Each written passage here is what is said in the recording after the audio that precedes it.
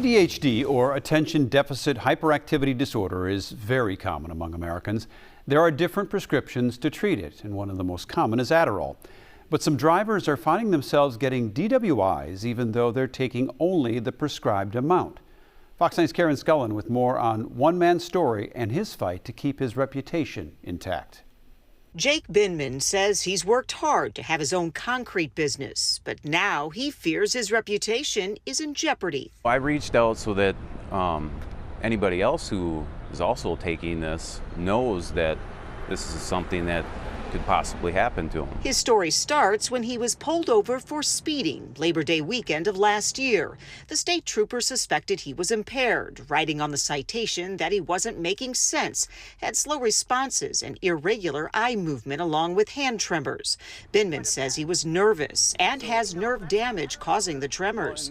But then troopers looked inside his car. They unlocked my cubbyhole in the truck, found my paperwork and pills in the locked container. It was his prescription for Adderall, used to treat ADHD, and a common medication that in 2022, 45 million people in the U.S. were prescribed. Binman did not register on the breathalyzer. According to his attorney, a blood test revealed no street drugs, but it did show a small amount of amphetamine, 0.028, a measurement within the therapeutic range. Even so, his license was revoked. Out of the close to 16,000 DUI drug arrests over the last year, I couldn't guess what percentage of those were people that were obeying the law.